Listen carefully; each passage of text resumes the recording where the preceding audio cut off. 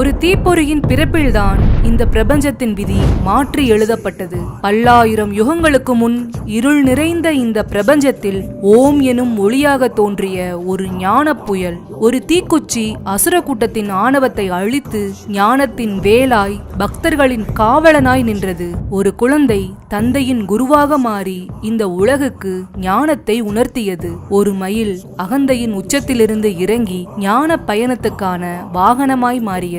அவர் பெயர் சொன்னாலே அகந்தை அடங்கும், அவர் உருவம் பார்த்தாலே பயம் ஓடும். அவர்தான் தமிழர்களின் நம்பிக்கையான வேலாயுதன், முருகக்கந்தன். அன்பும் வீரமும் அழகும் கலந்த தமிழ் கடவுள், நம் எல்லார் உள்ளங்களிலும் நிறைந்திருக்கும் ஞானப்பழம். முத்துக்குமரன், ஆறுமுகன், வேலவன், கந்தன், இத்தனை பெயர்களை கொண்ட ஒரே கடவுள் நம் முருகப்பெருமான். இந்த வீடியோல நம்மளோட முருகனை பத்தி, அவரோட பெருமைகளை பத்தி, அவர் எப்படி தமிழர்களின் வாழ்க்கையோட பின்னி பிணைஞ்சிருக்காரு, எத்தனையோ வலிமையான பறவைகள் இருக்க ஏன் மயிலையும் சேவலையும் வாகனமாவும் கொடியாவும் மாத்திக்கிட்டாரு, எத்தனையோ ஆயுதங்கள் இருக்க ஏன் வேல் மட்டும் அவருக்கு ஆயுதமா அமைஞ்சதுன்னு விரிவா பார்க்க போறோம். வீடியோக்குள்ள போறதுக்கு முன்னாடி உங்களுக்கு முருகனை பிடிக்கும்னா வீடியோக்கு ஒரு லைக் பண்ணிட்டு ஓம் சரவண பவன்னு கமெண்ட் பண்ணுங்க.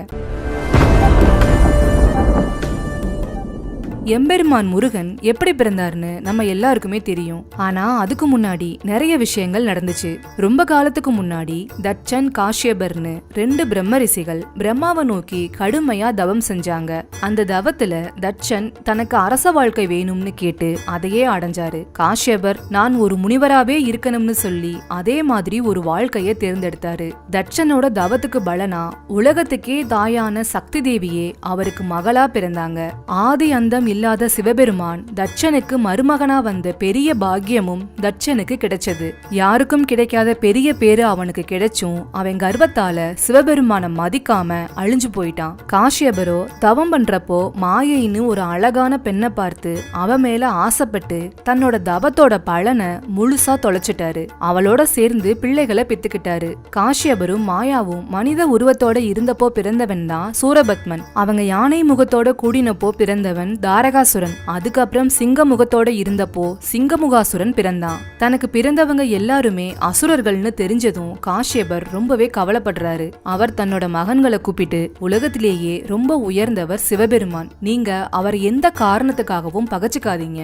அவரை நோக்கி தவம் செஞ்சு அவர்கிட்ட வேணுங்கிற வரங்களை வாங்கி வாழ்க்கைய நல்ல முறையில வாழுங்கன்னு அறிவுரை சொல்றாரு. அது மட்டும் இல்லாம சிவபெருமான மதிக்காம இருந்த தட்சனோட கதையையும் சொன்னாரு. காஷ்யபர் சொன்னதை கேட்ட அவரோட மகன்கள் 3 பேருமே இன்னையில இருந்து சிவபெருமான் தான் எங்கள் தெய்வம், நாங்க அவரையே கும்பிடுறோம்னு சொன்னாங்க. அதுக்கப்புறம் தந்தையோட அறிவுரைப்படி அவங்க 3 பேரும் சிவபெருமான நோக்கி தவம் செஞ்சாங்க. அவங்களோட கடுமையான தவத்துல மகிழ்ந்து போன சிவபெருமானோ அவங்களுக்கு வரம் கொடுக்கறதுக்காக வந்தாரு. சிவபெருமான பார்த்த சந்தோஷத்துல அவங்க 3 பேரோட மனசுலயும் பேராசைங்கிற ஒரு மாயை உள்ள நுழைஞ்சிருச்சு. அவங்க தந்தை சொன்ன அறிவுரைய மறந்துட்டாங்க. 1008 உலகங்களையும் 108 அண்டங்களையும் ஆள்ற வரத்தையும் அது கூடவே சாகாத வரத்தையும் கேட்டாங்க. இதை கேட்டதும் சிவபெருமான், சூரபத்மா, நீ கேட்ட முதல் 2 வரங்களையும் தரேன், ஆனா சாகாத வரம்னு ஒண்ணு இந்த பூமியில பிறந்த எந்த உயிருக்கும் கிடையாது, அதனால உனக்கு உன் மரணத்தை தேர்ந்தெடுக்கக்கூடிய வரத்தை தர்றேன்னு சொல்றாரு. உடனே சூரபத்மன் கர்வத்தோட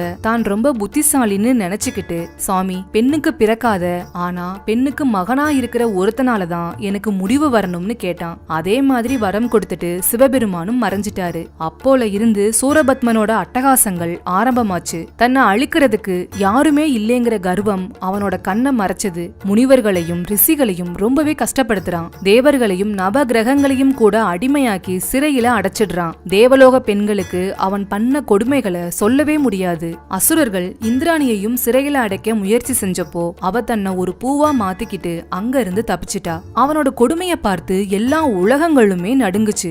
மழையும் காற்றும் வெயிலும் கூட அவனை கேட்டுட்டு தான் அவங்கவங்க வேலையை செய்யணும்னு ஒரு நிலைமை. அப்போ நாரதர் பிரம்மாவையும் மகாவிஷ்ணுவையும் கூட்டிக்கிட்டு கைலாயம் வந்தாரு. அங்க உலகாளும் ஈசன் கிட்ட தேவர்களோட நிலைமைய சொல்லி எங்களை காப்பாத்துங்கன்னு கேட்டாரு. சிவபெருமானுக்கு ஈசானம், தத்புருஷம், அகோரம், வாமதேவம், சத்யோஜாதம்னு 5 முகங்கள் இருக்கு. அதோட ஞானிகள் மட்டுமே பார்க்க முடிகிற ஒரு முகமா அதோமுகம்னு சொல்லப்படுற ஞான முகம் இருக்கு. ஒவ்வொரு முகத்திலையும் இருந்து ஒரு நெருப்பு பொரிய வர வச்சு அதை தன்னோட நெத்திக் கண்ணால வெளியிட்டாரு. அந்த கணத்துல உலகமே ஒரே வெப்பமயமா மாறிடுச்சு. அந்த வெப்பத்தை தாங்க முடியாத பார்வதி தேவி அங்க இருந்து ஓடுனாங்க. அவங்க ஓடுற வேகத்துல அவங்க கால்ல அணிஞ்சிருந்த கொலுசுல இருந்த நவரத்னங்கள் சிதறி போச்சு. அந்த நவரத்னங்கள்ல நெருப்போட வெப்பம் பட்டு அதுக எல்லாமே நவ வீரர்களா உருவானாங்க. அக்னி பகவான் அந்த நெருப்பை கொண்டு போய் சரவண பொய்கையில சேர்த்தாரு. அங்க அந்த நெருப்போட வெப்பம் தணிஞ்சது. அழகான 6 தாமரை மலர்கள்ல 6 குழந்தைகள் சிவப்பு நிறத்துல ஜொலிச்சிட்டு இருந்தாங்க. அவங்கள கார்த்திகை பெண்கள் 6 பேரும் எடுத்து பால் கொடுத்து வளர்த்தாங்க. அன்னை சக்தி தன்னோட சக்திகளை அவங்களுக்கு கொடுத்தாங்க. அதனால அந்த பெண்களுக்கும் தெய்வாம்சம் கிடைச்சது. பார்வதி தேவி அந்த 6 குழந்தைகளையும் சேர்த்து அணைக்கிறப்போ 6 முகங்களும் 12 கரங்களும் கொண்ட ஒரே குழந்தையா, அதாவது 6 முகனா மாறினாரு. இதனாலேயே இவருக்கு கந்தன்கிற பேரும் வந்துச்சு. ஸ்கந்தன்னா ஒன்னா சேர்ந்தவன்னு அர்த்தம். அதுக்கப்புறம் முருகன் சிவபெருமானோட உத்தரவுப்படி தன் பிறப்பின் நோக்கத்தை நிறைவேற்ற சூரபத்மனோட 6 நாட்கள் போர் செஞ்சு அசுரர்களை வதம் செஞ்சாரு. இத நான் உங்களுக்கு சுருக்கமா சொல்லிருக்கேன். முருக பெருமானோட அவதாரத்தை தெளிவா தெரிஞ்சுக்கணும்னா நம்ம சேனல்ல கந்தபுராணம் வீடியோ அப்லோட் பண்ணிருக்கோம். அதோட லிங்க கமெண்ட் பாக்ஸ்ல பின் பண்றேன். எல்லாரும் மிஸ் பண்ணாம அந்த வீடியோவை பாருங்க. கண்டிப்பா உங்களுக்கு பிடிக்கும். இப்போ முருகனுக்கு இருக்கிற பெயர்களோட பெருமையை பத்தி பார்க்கலாம். முருகப்பெருமான் பிறந்தது வைகாசி மாசம் விசாக நட்சத்திரம் பௌர்ணமி அன்னைக்கு. அதனால அவருக்கு விசாகன்னு ஒரு பேர் இருக்கு. அவர் சிவபெருமானோட ஜோதியோட மறு உருவம், வேதத்தோட வடிவமா இருக்கிறதுனால அவருக்கு சுப்பிரமணியன்னு பேரு. எப்பவுமே இளமையா இருக்கிறதுனால குமரன், ரொம்ப அழகா இருக்கிறதுனால முருகன். முருகன்னா அழகுன்னு அர்த்தம். முருகனோட பேரு ஒரு பெரிய ரகசியத்தை உள்ளடக்கினது. முகுந்தன், ருத்ரன், கமலத்துல உதிச்ச பிரம்மா. அதனால முருகன் மும்மூர்த்திகள் செய்யற படைத்தல், காத்தல், அழித்தல்னு 3 வேலையையும் செஞ்சு மக்களுக்கு அருளை தர்ற ஒரு கருணை நிறைந்த கடவுளா இருக்காரு. முருகனோட 6 முகங்களும் வெறும் வடிவங்கள் மட்டும் கிடையாது. அது ஒவ்வொரு குணத்தையும் ஒவ்வொரு தத்துவத்தையும் குறிக்குது. ஒரு முகம் ஞானத்தை உணர்த்துது, அறியாமைங்கிற இருளை நீக்கி அறிவை வெளிச்சமா காட்டுது. ஒரு முகம் பேரழகை காட்டுது, இளமையும் பொலிவும் நிறைந்த அவரோட அழக இது குறிக்குது. ஒரு முகம் வீரத்தை குறிக்குது, அசுரர்களை அழித்து நல்லவர்களை காப்பாற்றுகிற அவரோட வல்லமையை இது உணர்த்துது. ஒரு முகம் பக்தர்களுக்கு அருள் கொடுக்குது, தன்னை மனசார வணங்குறவங்க எல்லாரையும் காக்குற கருணை உள்ளத்தை இந்த முகம் காட்டுது. ஒரு முகம் தன்னோட பக்தர்களை காத்து அவங்களுக்கு மோட்சத்தை தர்றத குறிக்குது. ஒரு முகம் வேள்விகள், யாகங்கள், பூஜைகள் இதையெல்லாம் ஏற்றுக்கிற குணத்தை குறிக்குது. இந்த 6 குணங்களையும் கொண்டவர் தான் முருகப்பெருமான். அதனாலதான் அவரை வணங்குறப்போ நமக்கு முழுமையான ஞானமும் அருளும் வெற்றியும் கிடைக்கும். முருகனோட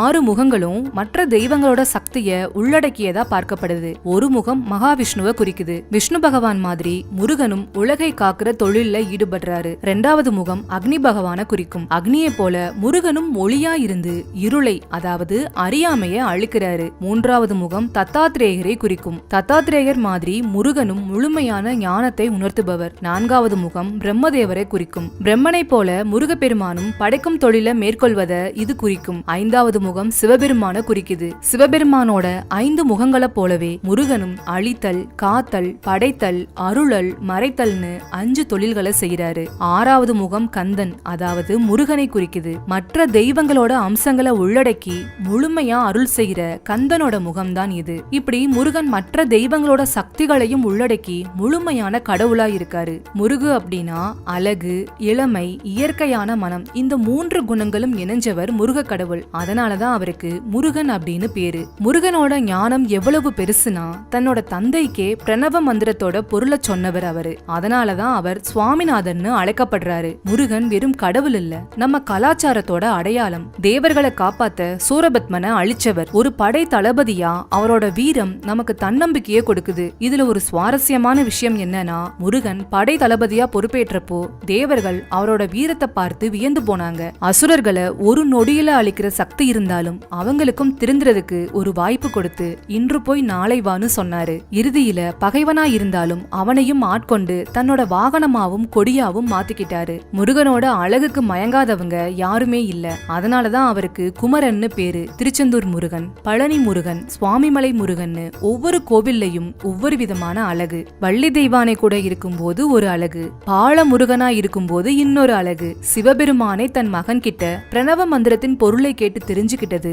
முருகனோட ஞானத்துக்கு சாட்சி. ஓம் எனும் பிரணவ மந்திரத்தோட அர்த்தத்தை முருகப்பெருமான் தன் தந்தையான சிவபெருமானுக்கு உபதேசம் செஞ்சாரு. அதனால அவரை ஞான பண்டிதன், சுவாமி சுவாமிநாதன்னு அழைக்கிறாங்க. முருகன் ஒரு பக்கம் ஞானியா, மறுபக்கம் ஒரு போர் வீரனா, இன்னொரு பக்கம் குழந்தை ரூபமா பல குணங்களோட இருக்காரு. அவர் கையில இருக்கிற வேல், மயில் வாகனம், இது எல்லாமே அவரோட வீரத்தையும் அநியாயத்தை எதிர்த்து போராடுற குணத்தையும் காட்டுது. சூரபத்மன்கிற அரக்கனை அழிக்க சிவபெருமானோட நெற்றிக்கண்ல இருந்து தோன்றினவர் முருகன். அவர் வாகனமா இருக்கிற மயில் வெறுமனே ஒரு பறவை கிடையாது, அது சூரபத்மனோட ஒரு அம்சம். ஒரு அரக்கனையே தன்னோட வாகனமா மாத்தி தன்னோட கட்டுப்பாட்டுல வச்சிருக்காரு. பழனி ஆண்டவரா ஒரு குழந்தை மாதிரி கோபப்பட்டு ஆண்டியா நின்னது அவரோட குழந்தை மனசுக்கு ஒரு உதாரணம். ஒரு ஞான பழத்துக்காக அண்ணனான விநாயகர் கிட்ட தோத்ததுமே கோபப்பட்டு கைலாயத்தை விட்டு பழனி மலைக்கு வந்தவரு. ஆடம்பரம் எதுவுமே இல்லாம தண்டத்தோட நின்னவரு எவ்வளவு எளிமையானவர்னு நமக்கு காட்டுது. தன்னை தேடி வர்றவங்களை பயப்பட வேண்டாம்னு சொல்லி அருள் தர்ற கருணை உள்ளம் கொண்டவர் முருகப்பெருமான். பக்தர்கள் அவரை தேடி எந்த உயரத்துக்கும் எந்த தூரத்துக்கும் பயணிக்கிறதுக்கு காரணமே அவரோட கருணை தான். சங்க காலத்துல குறிஞ்சி நிலத்தோட கடவுளா முருகன் தான் இருந்தாரு. மலைகளும் மலை சார்ந்த இடங்களும் குறிஞ்சி நிலம்னு சொல்லுவாங்க. குறிஞ்சி நில மக்கள், அதாவது வேடர்கள், முருகப்பெருமான தங்கள் தலைவனா பார்த்து வழிபட்டாங்க. அந்த காலத்து மக்கள் முருகனை வெறியாட்டமாடி வழிபட்டாங்க. முருகனை புகழ்ந்து குரவை பாடி ஆடுறது அவங்களோட வழக்கம். மலைகள்ல வேட்டையாடுறப்போ கிடைச்ச பொருட்களை முருகனுக்கு படைப்பாங்க. இந்த குறிஞ்சி நில மக்கள் ரொம்பவும் தைரியசாலிகள். அவங்க வில்வித்தையில சிறந்து விளங்குனவங்க. குறிஞ்சி நிலத்துல கிடைக்கிற தேன், தினை மாவு இதெல்லாம் வச்சு முருகப்பெருமானுக்கு படைப்பாங்க. இந்த கதைகளை எல்லாம் கேக்குறப்போ நமக்கு முருகனோட வாழ்வும் தமிழர்களோட வாழ்வும் எப்படி பிரிக்க முடியாத அளவுக்கு ஒன்னோட ஒண்ணு கலந்திருக்குன்னு தெரியும். முருகனை சேயோன்னு சொல்லுவாங்க. இதுக்கு காரணம் சிவந்த நிறம் கொண்டவன்னு அர்த்தம். முருகன் சிவந்த நிறத்தோட இருக்கிறதுனால இந்த பேர் அவருக்கு வந்துடுச்சு. சேய்னா குழந்தைன்னு ஒரு அர்த்தம் இருக்கு. முருகப்பெருமான் சிவபெருமானோட குழந்தை, அதனால அவரை சேயோன்னு சொல்றாங்க. இந்த பேரு சங்க இலக்கியங்கள்ல நிறைய இடங்கள்ல பயன்படுத்தப்பட்டிருக்கு. முருகனோட அறுபடை வீடுகள் அவர் செஞ்ச முக்கியமான வீர செயல்களோட தொடர்புடையது. ஒவ்வொரு படை வீடும் முருகனோட ஒரு குணத்தை காட்டுது. திருப்பரங்குன்றம் இது முதல் படை வீடு. இங்கதான் முருகன் தேவர்களோட தலைவனான இந்திரனோட மகளான தெய்வானைய திருமணம் செஞ்சுக்கிட்டாரு. இது அவரோட அருள் நிறைந்த மனக்கோலத்தை காட்டுது. திருச்செந்தூர் இரண்டாம் படை வீடு. இங்கதான் முருகன் சூரபத்மனை அழிச்சு தேவர்களை காப்பாத்தினாரு. இது அவரோட வீரத்தையும் அநியாயத்தை அழிக்கிற குணத்தையும் காட்டுது. பழனி மூன்றாம் படை வீடு. ஞான பழத்துக்காக தன்னோட குடும்பத்தை விட்டு பிரிஞ்சு ஆண்டி கோலத்துல நின்ன இடம் இது. இந்த இடம் ஞானத்தையும் எளிமையான குழந்தை மனதையும் உணர்த்துது. நான்காம் படை வீடு சுவாமிமலை. இங்கதான் முருகன் தந்தையான சிவபெருமானுக்கே பிரணவ மந்திரத்தை உபதேசம் செஞ்சாரு. இது அவரோட ஞான பண்டித கோலத்தை காட்டுது. திருத்தணி ஐந்தாம் படை வீடு. இங்கதான் முருகன் வள்ளிய திருமணம் செஞ்சுக்கிட்டாரு. இது அவரோட காதல் குணத்தையும் வேட்டையாடுற ரூபத்தையும் காட்டுது. பழமுதிர்ச்சோலை ஆறாம் படை வீடு. இது ஒரு அருமையான மலை பிரதேசம். இங்கதான் முருகன் ஒரு கிழவனா வந்து ஔவைக்கு ஞான உபதேசம் செஞ்சாரு. இது அவரோட கருணைய வெளிப்படுத்துது. முருகனை வழிபடுறது பெரும் சடங்கு மட்டும் இல்ல, இது நம்ம மனசை சுத்தமாக்குற ஒரு வழி. முருகனை வழிபடுற சரவணபவங்கிற 6 எழுத்துக்களை கொண்ட ஒரு சக்தி வாய்ந்த மந்திரம் இருக்கு. இந்த 6 எழுத்துக்களுக்கும் 6 பெரிய நன்மைகள் இருக்கு. இந்த எழுத்து லட்சுமி தேவியோட அருளை கொடுக்கும். இத சொன்னா பண பிரச்சனை தீரும், செல்வ வளம் பெருகும். இந்த எழுத்து சரஸ்வதி தேவியோட அருளை குறிக்குது. இத சொன்னா அறிவு வளரும், கல்வியில வெற்றி கிடைக்கும். இந்த எழுத்து வாழ்றதுக்கு தேவையான எல்லா சுகத்தையும் கொடுக்கும், அதுக்கப்புறம் மோட்சத்தையும் தரும். நங்கிற எழுத்து எதிரிகளை ஜெயிக்கிற சக்தியை கொடுக்கும். நம்மளோட எதிரிகளா இருக்கிற தீய எண்ணங்கள், கஷ்டங்கள் எல்லாத்தையுமே நாம ஜெயிக்கலாம். பங்கிற எழுத்து மரண பயத்துல இருந்தும் ஆபத்துக்கள்ல இருந்தும் நம்மளை காப்பாத்தும், நீண்ட ஆயுளையும் தரும். வாங்கிற எழுத்து நோய் இல்லாத வாழ்க்கையை கொடுக்கும், உடல் ஆரோக்கியத்தை மேம்படுத்தும். இந்த 6 எழுத்துக்களையும் ஒன்னா சேர்த்து சொன்னா முருகனோட முழு அருளும் கிடைக்கும். இந்த மந்திரம் எல்லா நன்மைகளையும் ஒன்னா கொடுக்கிற ஒரு சக்தி வாய்ந்த மந்திரம். இப்போ முருகனுக்குரிய பல சிறப்புகளை பார்க்கலாம். சிவபெருமானுக்கே பிரணவ மந்திரத்தோட பொருளை சொல்லி அவருக்கே குருவா ஆன ஞான பண்டிதன். தமிழ் மொழிய முதலா அகத்தியருக்கு கத்துக் கொடுத்த தமிழ் கடவுள். உலகத்துல எந்த தெய்வத்திற்கும் இல்லாத சிறப்பா முருகனுக்கு மட்டும் 6 முக்கியமான வீடுகள் இருக்கு. இது அவரோட ஒவ்வொரு வீர செயல்களையும் குறிக்குது. அவர் கையில இருக்கிற வேல் வெறும் ஆயுதம் மட்டும் இல்ல, இது ஞானத்தோட அடையாளம். அறியாமைய அழிக்கிற சக்தி இதுக்கு இருக்கு. முருகு அப்படின்னா அழகு, இளமை. அதனால அவரு ஒப்புமை இல்லாத பேரழகனா இருக்காரு. ஆணவம், கண்மம், மாயைங்கிற 3 கெட்ட குணங்களை மயிலா மாத்தி அதை தன் வாகனமா ஆக்கிக்கிட்டாரு. பழனியில அவர் ஞான பழத்துக்காக ஆண்டி மாதிரி நின்னது அவரோட எளிமையையும் குழந்தை மனசையும் காட்டுது. 6 தீப்பொறிகள் சேர்ந்து 6 முகங்களும் 12 கரங்களுமா ஒரே திருவுருவமா 6 முகனா நின்னாரு. வள்ளிய திருமணம் செஞ்சுக்கிறதுக்காக வேடன் மாதிரி வேஷம் போட்டாரு. இது அவரோட காதல் குணத்தை காட்டுது. ஞானத்தை யாருக்குமே சொல்லிக் கொடுக்காத கிழவன் மாதிரி வந்து ஔவைக்கு ஞான பழம் கொடுத்து அருள் செஞ்சாரு. முருகப்பெருமானுக்கு பார்வதி தேவி தன் கையால வேல் கொடுத்தாங்க. அதனால அவர் சக்திதரன்னு அழைக்கப்படுறாரு. ஆன்மாக்களுக்கு பற்றுக்கோடா இருக்கிறவரு. சூரபத்மனோட வலிமைய அழிச்சதால ஸ்கந்தன் அப்படின்னு சொல்லப்படுறாரு. அருணகிரிநாதர முத்தமிழால் வைதாரையும் வாழ வைப்பான் முருகன்னு சொல்ல வச்சதே முருகனோட சிறப்பு தான். சிவபெருமான், பார்வதி, முருகன் இந்த 3 பேரோட கலவைதான் சோமாஸ்கந்தர் வடிவம். இது முருகனோட தனிப்பட்ட சிறப்பு. இப்போ முருகப்பெருமானோட ஆயுதமா இருக்கிற வேல் பத்தி பார்க்கலாம். அவர் கையில இருக்கிற வேல் ஞானம், அழகு, வீரம், வைராகியம், புகழ், இச்சாசக்தி, கிரியாசக்தி, ஞான சக்தின்னு பல குணங்களை உள்ளடக்கினது. வேலன் அப்படின்னா வேலை தன்னோட கையில ஆயுதமா வச்சிருக்கிறவன்னு அர்த்தம். முருகன் கையில இருக்கிற வேல் சாதாரணமா ஒரு ஆயுதம் கிடையாது. அது ஞானத்தோட அடையாளம். அதாவது எல்லா அறியாமையையும் அழிச்சு ஞானத்தை பெருக்கக்கூடிய ஒரு சக்தி இந்த வேலுக்கு இருக்கு. சூரபத்மன்கிற அசுரனை அழிக்கிறதுக்காக பார்வதி தேவி தன் கையால முருகனுக்கு வேலை கொடுத்தாங்க. அந்த வேல் அவரோட வீரத்தையும் அநீதியா அழிக்கிற குணத்தையும் காட்டுது. அதனாலதான் முருகன் வெறும் போர் வீரன் மட்டும் இல்ல, ஞானத்துல சிறந்தவரும் கூட. இப்படி தன்னோட ஞானத்தையும் வீரத்தையும் குறிக்கிற வேலாயுதத்தை எப்பவுமே கையில வச்சிருக்கிறதுனாலதான் முருகனுக்கு வேலன்கிற பேரும் வந்துச்சு. முருகன் வேலை எடுத்ததுக்கு முக்கியமா 2 காரணங்கள் சொல்லப்படுது. சூரபத்மன்கிற அசுரனை அழிக்கிறதுக்காக பார்வதி தேவி தன்னோட சக்திகளை எல்லாம் ஒண்ணு திரட்டி அதை ஒரு ஆயுதமா மாத்தி முருகனுக்கு கொடுத்தாங்க. அந்த ஆயுதம் தான் வேல். அதனால வேல்ங்கிறது ஒரு ஆயுதம் மட்டும் இல்ல, அது அன்னை பராசக்தியோட வடிவமாவே பார்க்கப்படுது. வேல் ஞானத்தோட வடிவமாவும் இருக்கு. வேலோட நுனிப்பகுதி கூர்மையா இருக்கும், நடுப்பகுதி அகலமா இருக்கும், அடிப்பகுதி ஆழமா இருக்கும். இது என்ன சொல்லுதுன்னா ஒருத்தரோட அறிவு கூர்மையா விசாலமா அதே சமயம் ஆழமாவும் இருக்கணும்னு சொல்லுது. முருகன் கையில இருக்கிற வேலுக்கு பல சிறப்புகள் இருக்கு. வெல் அப்படிங்கிற வினைச்சொல்லுல இருந்துதான் வேலுங்கிற பெயர் வந்துச்சு. அதனால வேல் அப்படின்னா வெற்றின்னு அர்த்தம். அதை ஏந்தினவங்களுக்கு அது நிச்சயமா வெற்றியை கொடுக்கும். அதனாலதான் வெற்றி வேல்னு சொல்லுவாங்க. ஒருத்தரோட மனசுல இருக்கிற கெட்ட எண்ணங்கள், ஆணவம், அறியாமை இதையெல்லாம் அழிக்கிற சக்தி அந்த ஞான வேலுக்கு இருக்கு. முருகனை மனசார நம்பி வணங்கினவங்களுக்கு எந்த ஆபத்து வந்தாலும் முருகன் வர்றதுக்கு முன்னாலேயே வேல் போய் அவங்கள காக்கும் அப்படிங்கிற ஒரு நம்பிக்கை இருக்கு. வேலுண்டு வினையில்லைன்னு சொல்றது இதனாலதான். முருகனோட சிலைகள் இல்லாத சில கோவில்கள்ல வேலை மட்டும் வச்சு வணங்குற வழக்கம் இருக்கு. வேல் வழிபாட்ட சக்தி வழிபாடுன்னு சொல்லுவாங்க. ஏன்னா இது பார்வதி தேவியோட அம்சம். இப்போ மயிலையும் சேவலையும் முருகன் தனக்கு வாகனமாவும் கொடியாவும் எடுத்துக்கிட்டதுக்கான காரணத்தை பார்க்கலாம். முருகனுக்கும் சூரபத்மன்கிற அசுரனுக்கும் பெரிய போர் நடந்துச்சு. அந்த போர்ல சூரபத்மன் பல வடிவங்களை எடுத்து முருகனோட சண்டை போட்டான். கடைசியா ஒரு பெரிய மாமரமா மாறி நின்னான். அப்போ முருகன் தன் கையில இருந்த வேலாயுதத்தால அந்த மாமரத்தை 2ஆ பிளந்தாரு. அப்ப சூரபத்மன் முருகனோட ஞானத்தை உணர்ந்து தன்னோட தப்ப மன்னிக்கும்படி வேண்டிக்கிட்டான். உடனே முருகப்பெருமான் அந்த மாமரத்தோட 2 பாகத்துல ஒரு பாகத்தை மயிலாவும் இன்னொரு பாகத்தை சேவலாவும் மாத்தினாரு.